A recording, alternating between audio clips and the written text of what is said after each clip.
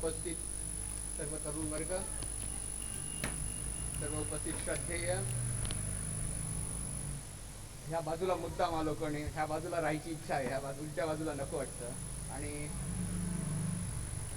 हा विषय बोलत असताना कुठल्या लाकडाची गरज नाहीये, समोर बोललेलं बरं वाटतं आणि प्रत्येकाचा चेहरा दिसेल असं वाटतं म्हणून इकडे घेतला. अंबाबाईची भूमिही. अंबाबाई म्हणजे शक्तीचं स्वरूप, आणि शक्तीचं स्वरूप जर आपल्याला पाहायचं असेल तर ते तरुणांमध्ये असतं. एखाद्या देशाची शक्ती जर कशामध्ये असेल तर ती तरुणांमध्ये असते. अशा तरुणाईंमध्ये शक्तीच्या स्वरूपामध्ये आपलं दर्शन घेताना मन धन्य होतं. मित्रांनो, पोलंडमध्ये कोपर्निकसचा पुतळा आहे. सकाळी अंतराळ शास्त्रज्ञ किंवा ऍस्ट्रॉनॉमी मधली ज्येष्ठ लोकांनी ह्या सत्राचं उद्घाटन केलं. तर त्या कोपर्निकसच्या पुतळ्याच्या खाली काही वाक्य लिहिलेली आहेत. कोणती आहेत ती वाक्य? He is the man who made sun stand still and earth revolves around it. He is the man who made sun stand still and earth revolves around it. म्हणजे या माणसाने सूर्याला स्थिर केलं आणि पृथ्वीला तिच्या भोवती फिरायला लावलं. वर पाहता हे वाक्य फार वेगळ्या पद्धतीचं इम्प्लिकेशन्स देणार आहे. मला सहज वाटतं की तुम्हाला एक मी माझा अनुभव सांगावा. अरुणाचल प्रदेशमध्ये असताना सहज बोलता बोलता अनेक गोष्टी कानावर यायच्या. गोपीनाथ पंत बारडोलाई, ज्यांना भारतरत्न मिळाला, असे आसामचे मुख्यमंत्री होते. आणि ते मुख्यमंत्री, त्यांचा मुलगा टाटा टी मध्ये काम करायचा. टाटाच्या खूप मोठ्या बागा, चहा बागा आसामामध्ये आहेत. आणि त्या टाटा टी मध्ये काम करत असताना त्याचं उल्फाने अपहरण केलं. आणि अपहरण केल्यानंतर ज्यावेळी डायलॉग सुरू झाला त्याला सोडण्याचा, त्या डायलॉग मध्ये ज्यावेळी गोपीनाथ पंतांच्या मुलाला सोडायचं कशावर डिसाइड केलं, तर टाटा टीने प्रत्येक किलो मागे ₹1 मदर टेरेसाच्या मिशनरीज ऑफ चॅरिटीला द्यायला पाहिजे.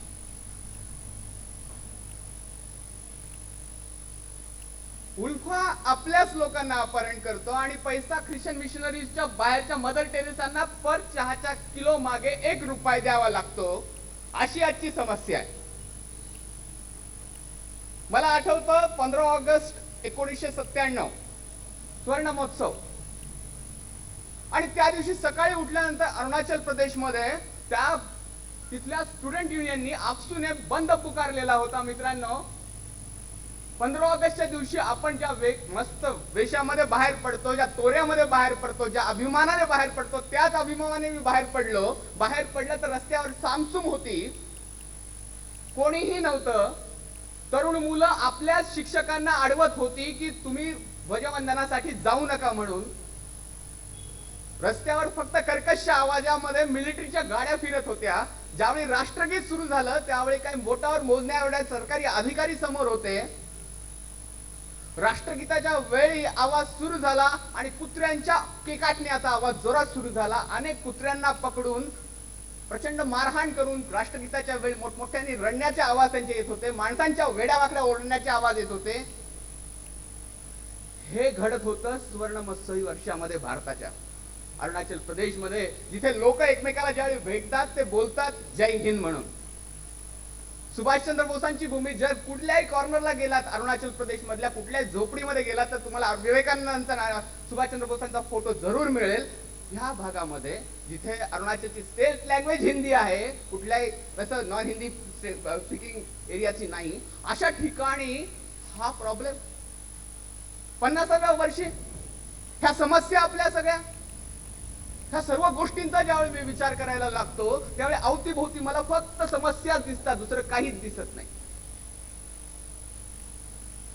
न तर भ्रष्ट झालेली तरुण मुलं म्हणा, आत्मसंतुष्ट किंवा आत्मप्रौढित असणारी प्रौढ लोक म्हणा, समाजाचं विघटन करण्यासाठी जातीयवादी शक्ती म्हणा.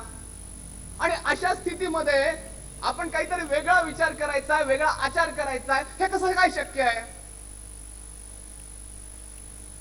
आपलं सिंहत्व, पौरुषत्व हरवलेला समाज देशाला, जगाला कुठल्या तरी वेगळ्या स्थितीमध्ये नेऊ शकतो का, ह्याचा विचार आपण करायला पाहिजे.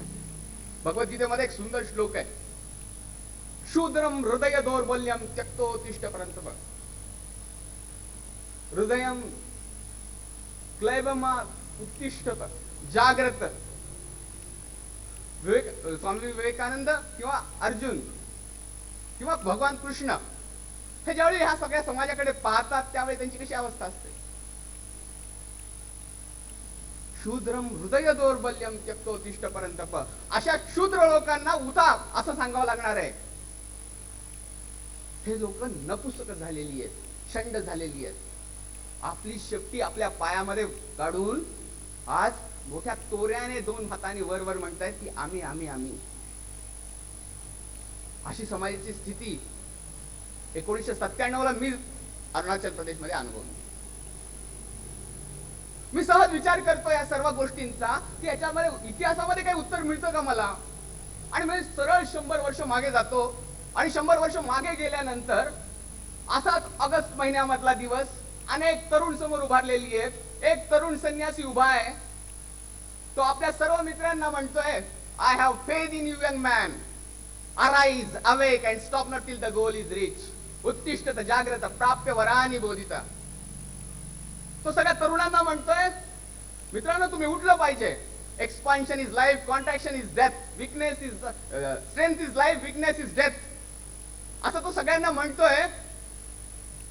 आणि मित्रांनो दुसरी गोष्ट तो म्हणतो, coming 50 years, forget all God and goddesses for coming 50 years, let motherland be your God, worship her.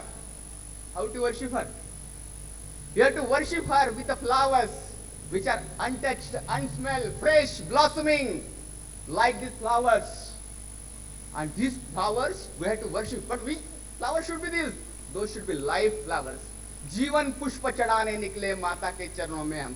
देशाला अर्पण करायचं असेल, देवाला अर्पण करायचं असेल तर आपल्या आयुष्याची फुलं अर्पण करा, असं तो तरुण संन्यासी सर्व तरुणांना सांगतोय.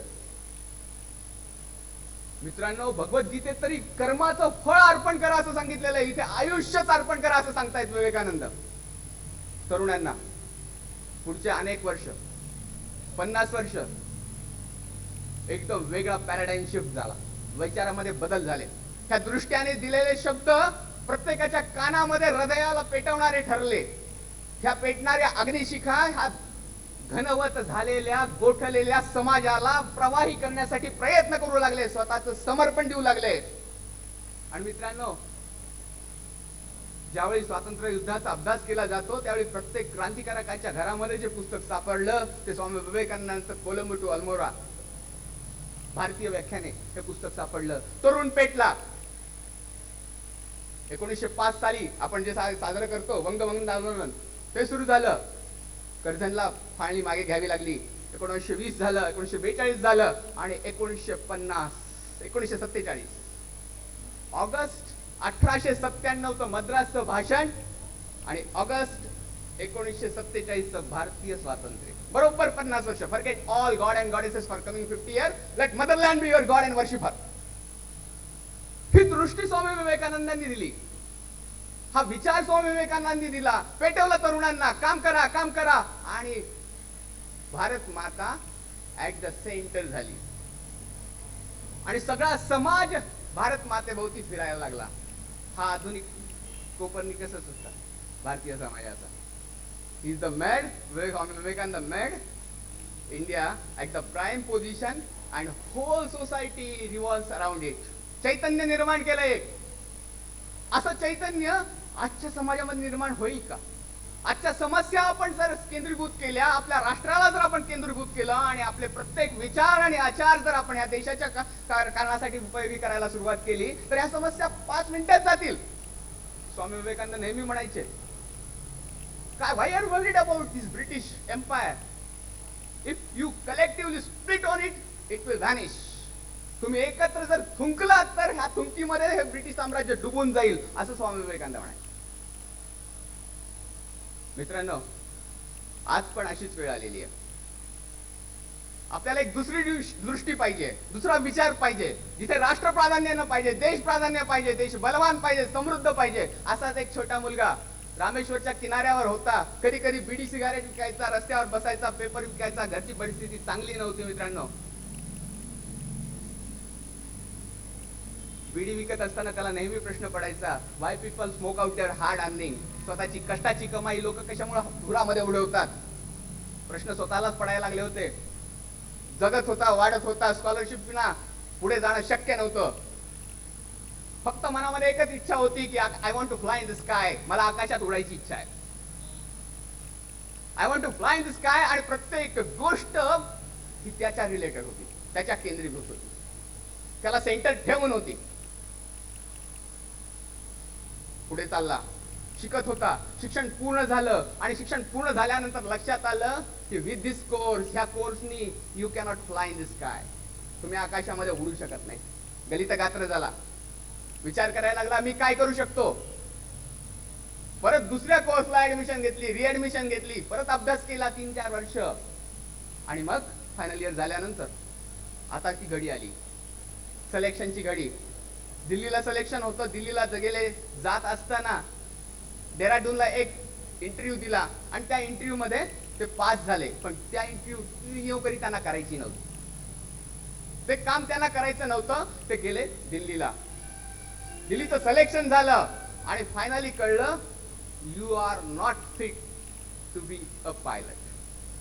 तुम्ही पायलट म्हणून फिट नाही. तुमची उंचीच तेवढी नाहीये. तुम्ही आयुष्यात कधीच पायलट होऊ शकत नाही. आयुष्यभर एक स्वप्न उराशी धरणारा माणूस एका क्षणामध्ये, ह्या एका वाक्याने त्याच्या स्वप्नाचा चुथडा होतो. काय होत असेल त्याच्या आयुष्यात. आपल्यासारख्या माणसांना विहीर प्यारी असते अशा वेळी, आपल्यासारख्या माणसांना आपू प्यारी असते, ह्या वेळी हेरोईन प्यारी असतं, देशी दारू प्यारी असते. पण हा तिथे नाही गेला. हा जवळच्या ऋषिकेशच्या आश्रमात गेला. आश्रमामध्ये का स्वामीजींना जवळ गेला आणि ज्यावेळी त्याचं दिसमूड लॉंग फेस ज्यावेळी स्वामीजींनी पाहिला, तर स्वामीजी म्हणाले, व्हाय युअर वरीड यंग मॅन. कशामुळे तुम्ही चिंताग्रस्त आहात. पूर्ण गोष्ट सांगितली स्वामीजींना. स्वामीजी म्हणाले, if your will is powerful, तुमची इच्छाशक्ती जर दृढ असेल, तर ही दृढ इच्छाशक्ती ज्यावेळी इथं सायलेंट असतं, शांत असतं, त्यावेळी कॉस्मिक एनर्जी मध्ये मी एकत्रित होते आणि ती कॉस्मिक एनर्जी तुमच्यामध्ये येते. तुमच्याकडून काहीतरी मोठं काम होणार आहे. आकाशातलं फार मोठं काम होणार आहे. तुम्ही जरी आकाशात उडू शकला नाही, तर तुम्ही अनेकांना आकाशात उडू शकाल आणि आकाशातलं फार महत्वाचं काम तुमच्याकडून होईल. हा तरुण सोलार लॉन्चिंग व्हेकल 3चं ज्यावेळी उद्घाटन लॉन्चिंग झालं, त्यावेळी अतिशय अस्ताव्यस्त अवस्थेत होता. कपडे अव्यवस्थित होते, चपला अव्यवस्थित होत्या, स्लीपर्स घातलेल्या होत्या. कामामध्ये मशगूल असणारा माणूस. ह्याला विचारलं, लग्न का केलं नाही, तर माहित नाही लग्न करायचं असतं, विसरून गेलो. गिटार, पुस्तक आणि आपलं काम, ह्याच्याने पूर्ण मशगूल होणारा हा माणूस म्हणाला सतीश धवनना की चला. सतीश धवन ज्यावेळी त्यांना म्हणाले की चला आपण इंदिरा गांधींना भेटू, पंतप्रधानांना भेटू, त्यावेळी ते पंतप्रधानांना भेटायला गेले आणि इंदिराजींना ते म्हणले की I am not well dress madam. मी चांगले कपडे घातलेले नाहीये, मी तरी इथे आलो. I am sorry, extremely sorry. इंदिराजींनी दिलेलं उत्तर फार सुंदर आहे. Why you are worried about your dress, you are already well dress in your success. तुम्ही तुमच्या यशस्वीतेमध्येच नटलेले आहात, तुम्हाला त्या ह्या ड्रेसचं काय गरज आहे. असा यंग मॅन एकाच अशा ह्याच्यामध्ये व्याख्यान देत असताना अनेक लहान मुली त्यांच्या जवळ येतात, बोलतात, ऑटोग्राफ मागतात. आणि एक मुलगी अशी जवळ आली, म्हणाली, मला ऑटोग्राफ देता, स्वाक्षरी देता. की आमच्या डॉक्टरांनी तिला विचारलं, व्हॉट इज युअर विश, तुझी इच्छा काय. माझा भाऊ अमेरिकेत असतो, तो म्हणतो नेहमी, मी ज्यावेळी अमेरिकेतून तो भारतात येतो, तो म्हणतो की ही अमेरिकेतली गोष्ट आहे, ही अमेरिकेत घडलं, हे अमेरिकेत ते घडलं, we are developed country, we are developed country. एक दिवस तरी मला त्याच्यात तोंड बंद करायचंय. How we can be a develop country, I want to live in a develop country. मला पूर्ण विकसित देशामध्ये जगायचं, असं त्या छोट्या मुरडीचं काम होतं. मित्रांनो, मोठी लोक फार छोट्या छोट्या गोष्टी टॅप करतात. त्यांना मोठे मोठे भाषण लागत नाही. ह्या चिमुरडीचं वाक्य त्यांच्या आयुष्याचं मिशन ठरलं. ते म्हणले, भारत पूर्ण विकसित देश होऊ शकतो का. त्याचा अभ्यास सुरू झाला. योगायोगाने 1997 सालीच हा प्रकल्प पूर्ण झाला. आणि ज्यावेळी प्रकल्प झाला त्यावेळी पहिल्यांदा आत्मविश्वास आला, we can be a developed country. आपण पूर्ण विकसित देश होऊ शकतो. आपण निवडक देश नाहीत. फक्त एकच की आपल्याला we have to make our India at the centre place. Bharat भूमी, भारतवर्ष आपल्याला केंद्रीय स्थानी करायचं आहे आणि आपण त्याच्या भोवती फिरायचंय. हे जर शक्य असेल तर भारत पूर्ण विकसित देश नक्कीच होऊ शकतो. मित्रांनो, मी कवी कल्पना मांडत नाहीये. मी इंजिनिअरिंगचा विद्यार्थी आहे. Conclusion and facts, analysis and logic हा माझा आवडता विषय आहे. मी नेहमी डायव्हर्जंट थिंकिंग करतो, कॉन्व्हर्जंट थिंकिंगचा विचार सोडून देतो. कल्पना विस्तारात रमायचं माझं मन नाहीये. मी ज्यावेळी ह्याचा अभ्यास करतो त्यावेळी विचार करतो की खरंच भारत समृद्ध देश होऊ शकतो का? इतकी गुलामगिरी, इतकं विचित्र अवस्था, इतके अशा विचित्र स्थिती. कॉलेजमध्ये गेलं तर तुम्हाला फक्त मोठे मोठे बदाम दिसतात, पॉवरफुल स्ट्रॉंग हृदय दिसत नाहीत, कुठली चांगली वाक्य दिसत नाहीत. आपण देश स्वावलंबी करू शकतो का? स्वयंपूर्ण करू शकतो का? देश असतो म्हणजे काय? देश स्वावलंबी म्हणते काय? समर्थ म्हणजे काय? संपत्तीवान म्हणजे काय? आपण म्हणतो हे भले अनंत तसे चिरावे. नाही, तो विचार आहे, पण कधी? ज्याच्यामध्ये शक्ती असते, ज्याच्यामध्ये स्ट्रेंथ असते, त्याला अहिंसेची भाषा शोभते, त्याला परोपकाराची भाषा शोभते, त्याला दानाची भाषा शोभते. ज्याच्यामध्ये शक्तीच नसते, शक्तीहीन नेभळट माणूस जास्तीत जास्त काय करू शकतो? तो भुंकू शकतो. ही अवस्था आपली आहे का? नाही. कुठलाही देश स्वयंपूर्ण होण्यासाठी निदान काही गोष्टींची आवश्यकता असते. त्यातलं पहिली क्षेत्र, मी आता तुम्हाला बोलत असताना काही फॅक्ट सांगणार आहे, काही घटना सांगणार आहे. काही गोष्टीमध्ये आपलं अचिव्हमेंट कसं आहे, काही गोष्टीमध्ये आपण कुठे गडबडी केल्यात, ह्या गोष्टी आपण अभ्यास करत जाऊ आणि मग ठरवू खरंच आपला देश स्वावलंबी होईल का? काय आपल्याला दिलंय? आपण असं म्हणतो वंदे मातरम, सुजलाम सुफलाम मलय जशी शलाम, काय काय काय असं सगळं म्हणतो. काय काय अवस्था आहे आपली? असं नेहमी आपल्याला वाटतं. वेळेवर आपण काम सुरू करत नाही, म्हणतो India time, made in India म्हणलं की आपल्याला नको वाटतं. अशी खरंच अवस्था आहे का? एक छोटस आपण असा विचार करत असताना एक उदाहरण घेतो. काही दिवसापूर्वीचा इंडियन एक्सप्रेस किंवा टाइम्स ऑफ इंडिया तुम्ही दिल्लीचा वाचला असेल, इथे येतो का माहित नाही मला, पण दिल्लीचा वाचला असेल तर फ्रंट पेजवर एक न्यूज होती. एक जपानी तरुण सिक्कीमच्या जंगलामध्ये बायो पायरसी करताना पकडला गेला. तुम्हाला सॉफ्टवेअरचं पायरसी माहिती आहे, पण बायो पायरसी माहित नाही. बायो पायरसी म्हणजे आपल्या जैविक विविधतेचे जेनेटिक जे असतं ते चोरताना पकडला गेला जपानी तरुण. हे का घडतंय? भारताचा अभ्यास अमेरिकेला का करावा वाटतोय? भारताचा प्राईम मिनिस्टर G7 कंट्रीज मध्ये, G8 कंट्रीज मध्ये का जातो?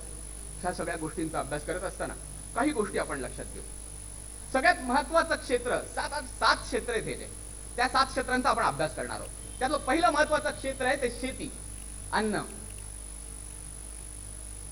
तुम्हाला एक गोष्ट सांगतो, 1962 ला आपल्या देशामध्ये दुष्काळ पडला होता आणि त्यावेळी आपल्याला अन्नधान्य आयात करावं लागायचं, गहू आयात करावं लागत असेल. विद्यानंद जी इथे आहेत, काही लोक त्या काळातली आहेत, त्या गहूला मिलो म्हणायचे आणि तो मिलो अमेरिकेमध्ये डुकरांना खाऊ घालायचा. मित्रांनो, डुकरांना खाऊ घातला जायचा.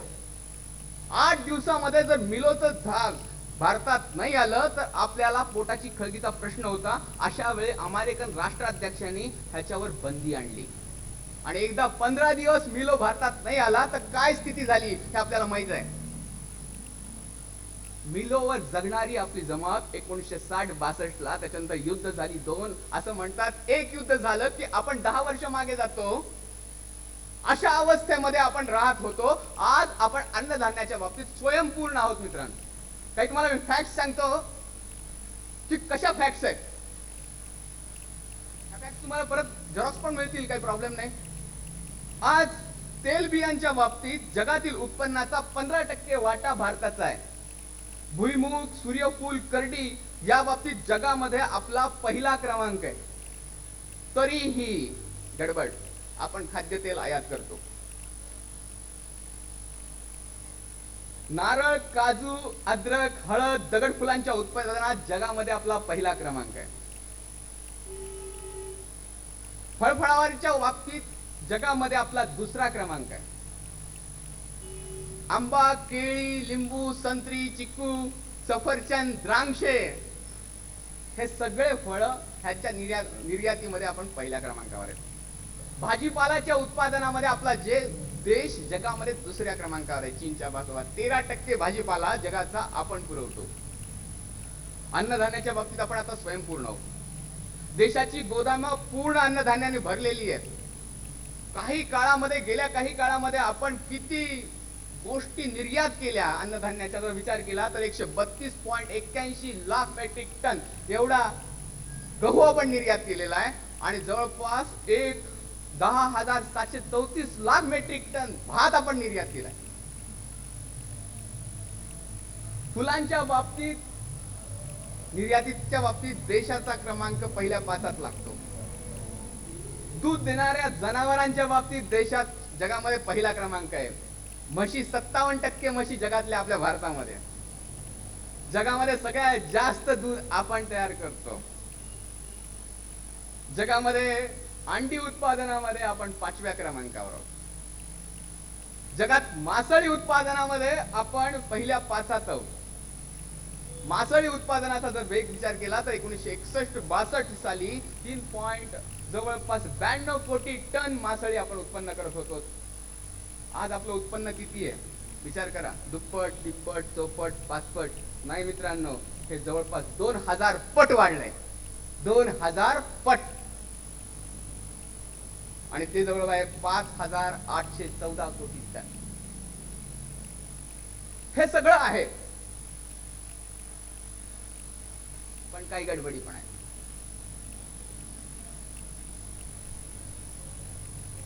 असं म्हणतात अरुणाचल प्रदेश मधल्या संत्री कुजलेल्या, चांगल्या नाही बरं का, कुजलेल्या संत्री जर ब्रह्मपुत्रेमध्ये टाकल्या तर ब्रह्मपुत्रेला असा न भूतो न भविष्यती असा फ्लड येईल,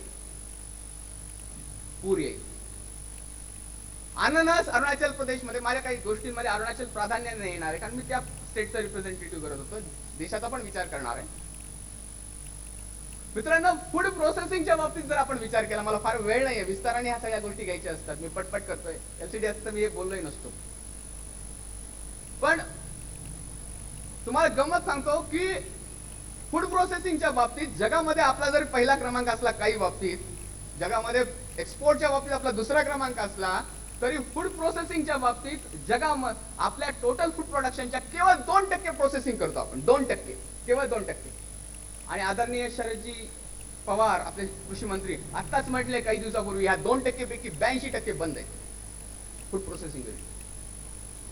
मित्रांनो, एक फूड प्रोसेसिंग केलं म्हणजे एका फळापासून जाम तयार केला तर त्याची उत्पन्नाची कॉस्ट जवळपास 10 ते 15 रुपयाने वाढते. 10 ते 15 पट वाढते म्हणे.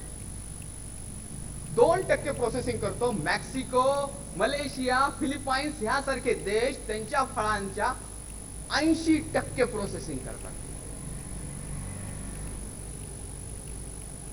ही फॅक्ट आहे. दुसरा महत्वाचा मुद्दा, आपण जेवढं तयार करतोय एका हेक्टर मधून, त्याच्या कित्येक पटीने जास्त बाहेरचे देश एका हेक्टर मधून तयार करतात. आपली गाय जर 20 लिटर दूध देत असेल तर इस्रायली गाय 100 लिटर दूध देते. तरी आपला देश पहिल्या क्रमांकावर आहे बरं का दुधाचे उत्पादन. आपली म्हैस जर 5 लिटर दूध असेल तर पाकिस्तानी म्हैस 15 लिटर दूध देते. दिसायला जाफराबादी असून चालत नाही, असलं पाहिजे मित्रांनो. इथे सगळी गडबड आहे. कितीतरी संत्री, कितीतरी फळ कुजतात कारण आपण ट्रान्सपोर्टेशन करू शकत नाही. इंजिनिअरिंग मुलं आहेत तुम्ही. फूड प्रोसेसिंग फार महत्वाचं क्षेत्र आहे. गोदाम नीट नाही आपलं, कित्येक टन साखर पावसामध्ये वाहून जाते. काही स्किल्स तर तुम्हाला सांगतो, साखरेच्या बाबतीत कित्येक वर्ष आपण ऊसापासून फक्त साखरच मिळते असं म्हणत होतो. आज काळ आलाय की ऊसापासून काय गोष्टी मिळतात. कापूस काढत नव्हतो, इथेनॉल काढत नव्हतो, आजकाल तर ऊर्जा काढत. मी काही तुम्हाला इव्हेंट सांगणार आहे ऍग्रिकल्चरच्या बाबतीत. हे आपलं उत्पन्न वाढत चाललंय. असं म्हणतात की ऍज युजल कंडिशन जरी राहिली तरी 2020 पर्यंत आपण सगळ्या भारतीयांचं पोट भरू शकतो. फक्त आपली पब्लिक डिस्ट्रीब्युशन सिस्टीम चांगली पाहिजे.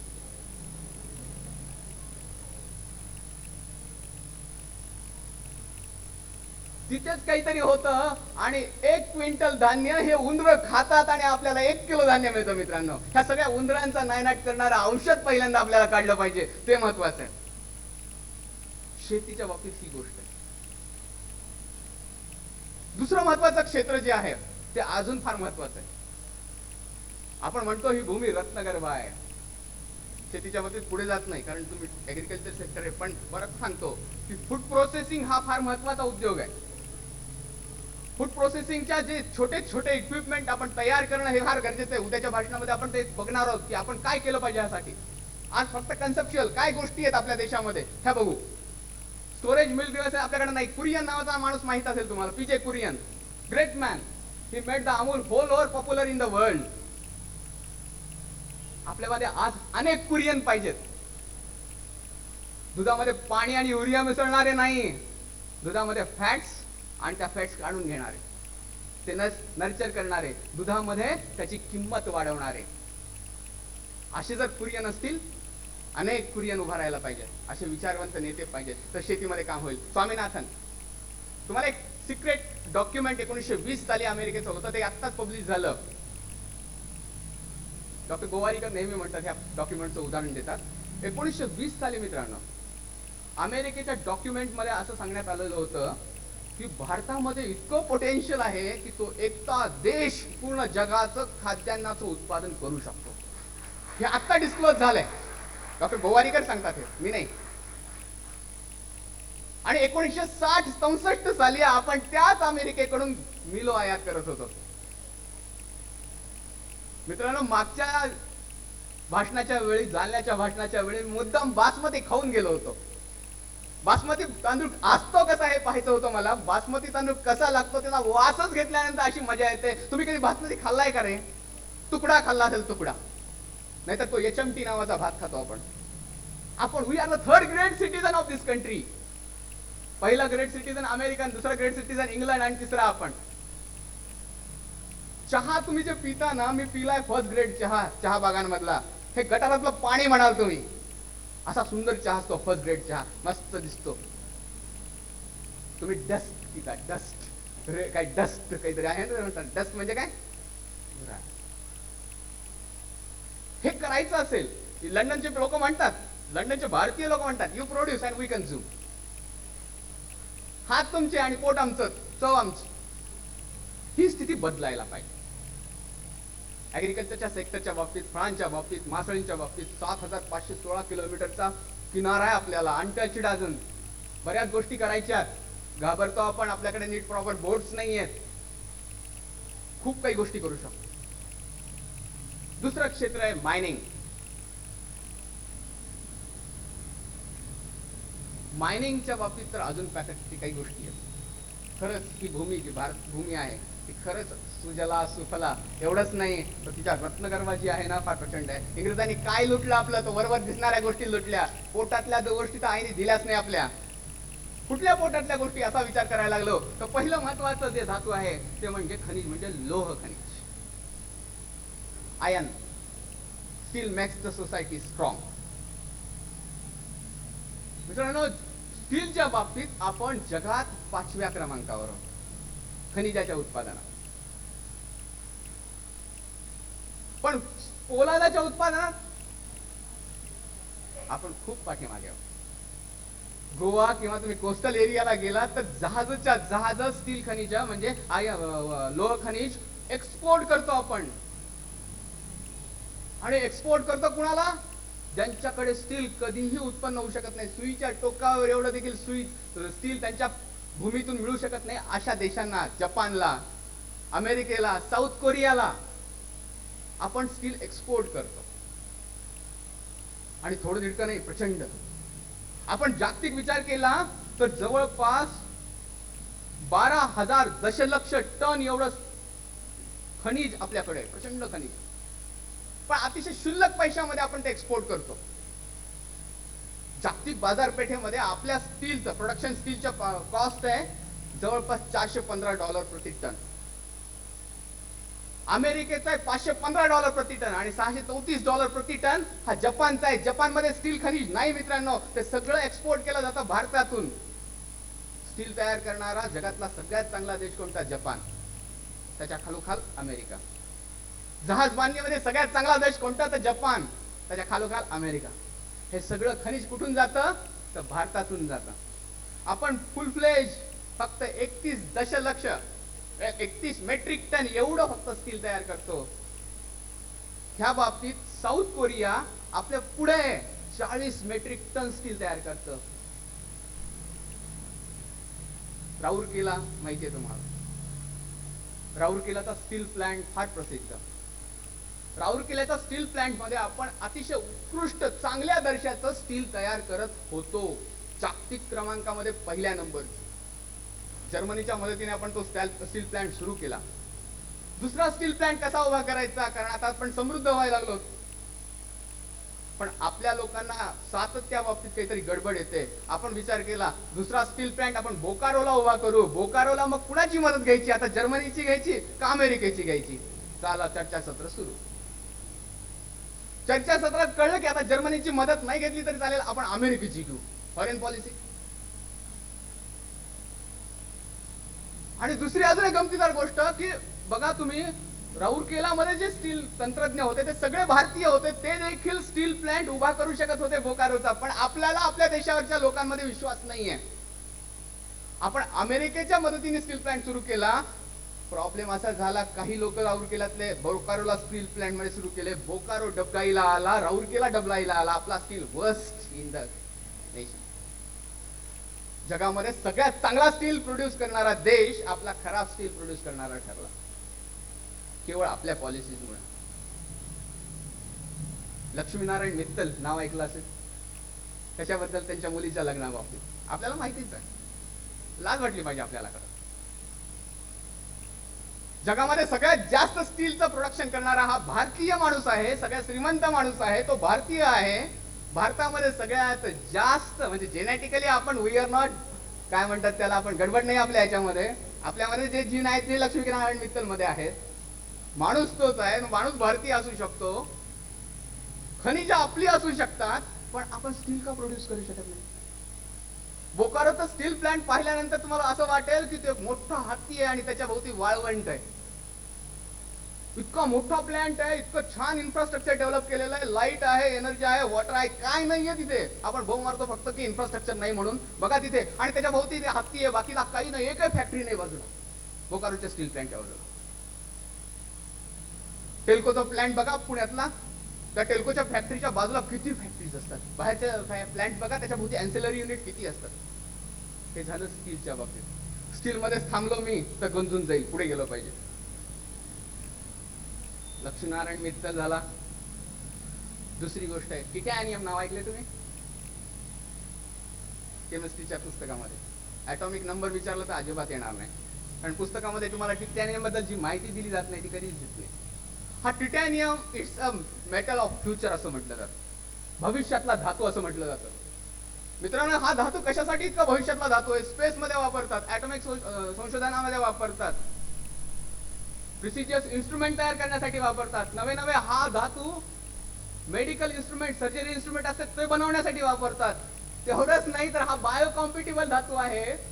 हा आपल्या शरीरामध्ये त्यांचा हात तुटतो त्यावेळी जो रॉड टाकलेला असतो तो टिटॅनियमच्या आलाईचा असतो. हा धातू फार महत्वाचा धातू. It's a metal of future असं म्हटलं जातं. Professor M.M. शर्मा नावाचे सद्ग्रस्त होते, प्रचंड हुशार, अर्थ सायन्स मध्ये माहीर. त्याच्यावेळी आमच्या कमिटीमध्ये बसलेले असायचे. त्यावेळी त्यांचे डोळे अश्रूंनी भरलेले असायचे आणि ते म्हणायचे की 1992-93 पर्यंत टिटॅनियमचा धातू हा भारतात मिळतो का हे आमच्या लोकांना माहित नव्हतं. जे टॉप 10 एलिमेंट भारतात मिळतात त्यांच्यामध्ये टिटॅनियमचं नाव नव्हतं. मित्रांनो, जगामध्ये सगळ्यात जास्त टिटॅनियमचं खरेदी भारतामध्ये 35%.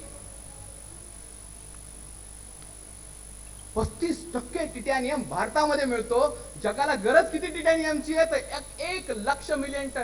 1 लाख मेट्रिक टन्स. आपण किती प्रोड्यूस करतो? 100 मेट्रिक टन. हा सगळा टिटॅनियम आपण एक्सपोर्ट करतो. एक्सपोर्टच्या नावाने क्षुल्लक पैशामध्ये. असं म्हणतात प्रोसेसिंग केल्यानंतर काय कितपत किंमत वाढते मी पुढे सांगतो तुम्हाला. पण हे टिटॅनियमची गोष्ट, it's a metal of future. जगामध्ये सगळ्यात जास्त टिटॅनियमचं खनिज भारतात आहे, 35%. इथेच थांबत नाही, पुढे जातो. डॉक्टर एपीजे कलाम SLV3चं ज्यावेळी लॉन्चिंग करणार होते त्यावेळीची गोष्ट. मटेरियल असे 13-14 मटेरियल्स आहेत जवळपास प्रेसियस मटेरियल, ते जगामध्ये कुठे सापडत नाही. त्याचं भारतामध्ये अबंडंट पोटेन्शियल आहे, रत्नगर्भ आहे आपली माग. तर SLV3चं लॉन्चिंग करत होते आणि त्याच्यामध्ये गायरोस्कोप नावाचा एक इन्स्ट्रुमेंट असतं, माहित असेल तुम्हाला बऱ्यापैकी. ते गायरोस्कोप मध्ये काही डायफ्राग्राम्स असतात, काही फोटो इमेजिंग करण्यासाठी काही मटेरियल लागतं, त्याला बेरिलियम प्रोडक्ट्स म्हणतात. हे बेरिलियम प्रोडक्ट्स बेरियम नावाच्या धातुकापासून तयार करतात. अमेरिकेला आपण मागितलं SLV3च्या लॉन्चिंगच्या वेळी, आम्हाला असे गायरोस्कोपसाठीचे जे बेरिलियम प्रोडक्ट्स आहेत तुम्ही द्याल का? अमेरिका म्हणली नाही. नाही म्हणणं त्यांचा अधिकार आहे. मग आपण अभ्यास करायला, डॉक्टरांनी अभ्यास केला आणि लक्षात आलं की हे डायफ्राग्राम तयार करण्यासाठीचे जे पत्रे असतात आणि त्या सळया असतात बेरिलियम प्रोडक्टच्या, त्या जपानकडून येतात. आणि मग जपानला विचारलं की तुम्ही ते मटेरियल द्याल का, टेक्नॉलॉजी द्याल का? जपान म्हणला नाही. तुम्ही ते मिसाईलमध्ये वापराल. मिसाईलमध्ये वापरणार हे नेहमीचं भय आपल्याला दाखवलेलं असतं. आणि मग अभ्यास करायला लागले, पूर्ण विचार केला जपान कुठून आणतं हे टिटॅनियम आपलं बेरिलियमचं खनिज. आणि मग लक्षात आलं हे सगळं बेरिलियमचं खनिज भारतातून जातं. जगामध्ये सगळ्यात जास्त बेरिलियमच्या खाणी भारतात आहेत. हा बेरिलियम फार डेलिकेट पदार्थ आहे, विषारी पदार्थ आहे, फार व्यवस्थित प्रिशियसली कट करावं लागतं. 1 रुपये जर आपल्याला बेरिलियम इथून एक्सपोर्ट केला तर जपानमध्ये त्याचं व्हॅल्यू एडिशन जवळपास 100 रुपये होतं. अमेरिकेमध्ये त्याचं अजून 100 रुपये होतं. 1 रुपयाचं किती झालं? 10,000 रुपये. व्हॅल्यू एडिशन 1 रुपयाचं 10,000 रुपये होतं. हे बेरिलियम सगळ्यात जास्त भारतामध्ये आहे, हे आपल्याला माहित नव्हतं. डॉक्टर साहेबांनी अर्थ सायन्स, मेटल सायन्सचा अभ्यास करायला सुरुवात केली. भाभा ॲटॉमिक रिसर्च सेंटरमध्ये बेरिलियमवर अभ्यास सुरू झाला आहे. आज आपण बेरिलियम प्रोडक्ट्समध्ये आपण एक्सपोर्ट करायला सुरुवात केली आहे. पोलादाच्या बाबतीत देखील आता आपण 12व्या क्रमांकावर ते 7व्या-8व्या क्रमांकावर चाललोय. पोलादाचा स्पंज नावाचा एक प्रकार असतो, आयन स्पंज. तो आयन स्पंजच्या बाबतीत आपण जगात आता 1ल्या क्रमांकावर आलोय मित्रांनो. टिटॅनियमचं प्रोडक्शन आता आपल्याकडे सुरू झालेलं आहे. टिटॅनियमचं प्रोडक्शन सुरू झालेलं आहे, एक्सपोर्ट सुरू झालेलं आहे. आपल्याला भरपूर मोठा स्कोप आहे. बेरिलियमचं प्रोडक्शन सुरू झालेलं आहे, एक्सपोर्ट सुरू झालेलं आहे. आता आपण स्वतःच polar launching vehicle, geostationary launching vehicle बनवलंय, JSLV बनवलेलं आहे. आपल्याला कशा कोणाचीच गरज नाही आता. असंच आहे सगळं. अमेरिकेतलं काय होतं, तुमचं सगळं आम्हाला द्या पण आम्ही तुम्हाला काही देणार नाही. आजकाल तुमचे पोरं आम्हाला द्या पण ते पोरं आम्हाला काही देणार. आमचे पोरं घेऊन चालले सॉफ्टवेअर इंजिनियर्स. नाही नाही नाही नाही, आम्ही देत नाहीत तुम्हाला. तिथेच थांबून नाही त्यांना पुढे जावं लागेल. थोरियम नाव ऐकलं असेल. पुढचं फ्युएल कमी होत चाललंय. फ्युएलच्या बाबतीत आपण अजून विचार करू. ॲटॉमिक फ्युएल फार महत्वाचं आहे. ॲटॉमिक एनर्जी ही लिस्ट पोल्युशन तयार करणारी एनर्जी आहे. अनेक गोष्टींचा अभ्यास करायला पाहिजे. थोरियम बाबतीत आपण स्वयंपूर्ण नव्हतो. तुम्हाला गंमत सांगतो, थोरियम बाबतीत आपण जगात 1ल्या क्रमांकावर. त्याच्यापासून प्लुटोनियम तयार होतं. प्लुटोनियमचं प्रोसेसिंग म्हणून आपल्याला त्याच्यापासून युरेनियम 235 आयसोटोप्स तयार करता येतं. केरळच्या कोकणामध्ये प्रचंड प्रमाणामध्ये आपल्याकडे थोरियम आहे. मोनोझाईट युरेनियमचं प्रोडक्शनच्या बाबतीत आपल्याकडे बऱ्याच खाणी आहेत. माझा स्वतःचा अनुभव सांगतो. मार्बम इथे नावाचा एक माझा विद्यार्थी होता अरुणाचल प्रदेशचा. त्याच्या आई बेजिंगच्या वर्ल्ड वुमेन्स काउन्सिलला गेली. वर्ल्ड वुमेन्स काउन्सिलचं काम करायची. तिच्या घरी गेलो होतो मी. ज्यावेळी सदस्य झालो टास्क फोर्सचा त्यावेळी ॲपेडाचे त्यांचे नवरा चेअरमन होता. ॲपेडा म्हणजे रुरल, जसं मेडा आपलं आहे non conventional energy resource centre, तसं अरुणाचल प्रदेश. त्यांना बोलायला गेलो आपण कुठल्या कुठल्या पोटेन्शियल्स टॅप करू शकतो. तर त्यांची बायको जी होती ती काय म्हणते मला, you are in the task force, can you give me one information please. ती बाई मला विचारते की where are the mines of uranium in Arunachal Pradesh. काय गरज आहे त्या बाईला, बेजिंगहून जाऊन आलेली. अशा अनेक कॉन्स्पिरसीज होतात मित्रांनो. बऱ्याचशा गोष्टी आपले लोक आपल्याला बुडवायला तयार झालेली असतात. आपण साकल्याने विचार केला पाहिजे ह्या सगळ्या गोष्टींचा. आपली सगळी इन्फॉर्मेशन चोरून नेली जाते पण आपण ह्या बाबतीत खूप गप्प बसतो. कोळशाच्या बाबतीत प्रचंड इन्फॉर्मेशन आहे. लिस्टच वाचून दाखवायची असेल तर कशा कशामध्ये आपण पुढे येते लक्षात येईल तुम्हाला की सिमेंटच्या प्रोडक्शन ह्याच्यामध्ये आपण पहिल्या पाचात आहोत. आपला विकास दर 8.8% आहे. आपण जवळपास 6.92 मेट्रिक टन एवढं सिमेंट आपण एक्सपोर्ट करतो. प्रचंड सिमेंट आपल्याकडे आहे. कातडी निर्यात करतो आपण. कातडी उद्योग 9,212 कोटी रुपयांचं कातडी उत्पादन करतो. रबर उत्पादनात आपला पहिला देश आहे. 2,029 कोटी रुपयाचं रबर आपण एक्सपोर्ट करतो. कागदाच्या उत्पन्नामध्ये आपण 12व्या नंबरला आहे. कागदाचं म्हणून तुम्हाला सांगतो की आपल्या कारखान्यांनी, सगळ्या कारखान्यांनी जर कागद उत्पादन सुरू केलं तर काय बदल होतील काय सांगतो. 12व्या नंबरला आहोत. आपलं कागद उत्पादनाच्या बाबतीतला तुम्हाला एक अजून गमतीदार अनुभव सांगतो की आपलं कागद उत्पादनामधलं रॉ मटेरियल पासून तयार होणारा कागद हा 70% आहे आणि फिनिश प्रॉडक्ट म्हणजे बांबू, चांगल्या झाडांपासून तयार होणारा कागद फक्त 30%. आपण अजून जंगल उड नाहीच करत. रॉ प्रोसेसेस मधूनच आपण कागद तयार करतो. परंतु गमत इथे येते की पर कॅपिटा कन्झम्पशन जर विचार केला आपण तर प्रत्येक माणूस भारतामधला किती कागद वापरतो? जगातला 50 किलो वापरतो प्रत्येक माणूस. जगातला प्रत्येक माणूस पर माणसामागे वर्षाला 50 किलो लागतात. भारतातल्या प्रत्येक माणसाला पर वर्षामागे 0.5 किलो म्हणजे अर्धा किलो लागतात. बघा आपलं वाचन किती कमी आहे. इन्फॉर्मेशनचं वर्ल्ड म्हणतो. वर्तमानपत्र देखील आपण कोणतं वाचतो? कोण सुस्मिता सेन, कोण खान कंपनी खाऊन टाकेल आपल्याला सगळ्यांना. कुठलेच चांगले वर्तमानपत्र नाही. चांगले वर्तमानपत्र वाचली पाहिजे, चांगल्या इन्फॉर्मेशन वाचल्या पाहिजे, आपलं वाचन वाढलं पाहिजे. आपले पोरं वाचत नाही. कागदाच्या बाबतीतलं उत्पादन असं तुम्हाला सांग 12वा नंबर आहे, पण आपलं कन्झम्पशन किती आहे? अर्धा किलो कागद वापरतो. दागिन्याच्या बाबतीत, निर्यातीच्या बाबतीत देश आघाडीवर आहे.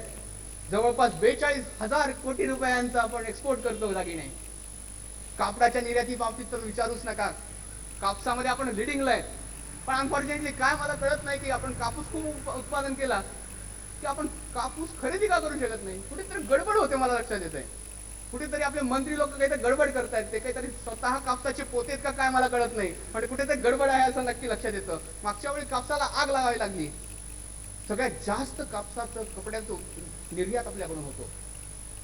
चांगला कापड म्हणून भारताचं कापड अमेरिकेच्या बाजारात आहे. धक्क्याची मलमल तुम्हाला माहिती आहे. मी इतिहासामध्ये देत नाही, प्रत्यक्षात सांगतो.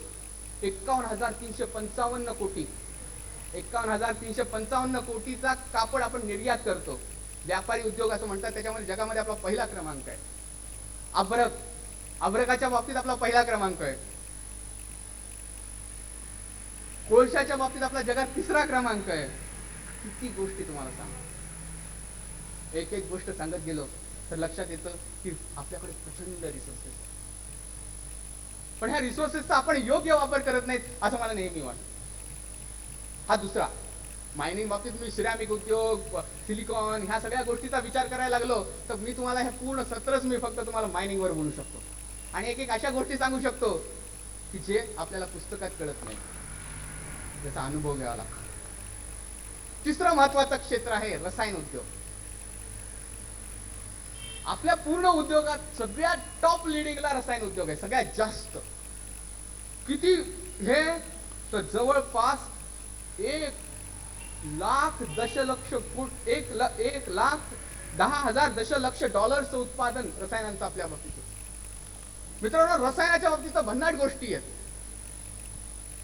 तुम्हाला एक गोष्ट सांगतो. अशी 1965 साली अमेरिकेने एक डॉक्युमेंट प्रसिद्ध केलं आणि हे डॉक्युमेंट कोणतं होतं हे आता निदर्शनात आलं की भारताच्या कोस्टल एरियामध्ये किंवा भारतामध्ये कुठल्याही प्रकारचं तेल मिळवण्यासाठी तेल मिळू शकत नाही.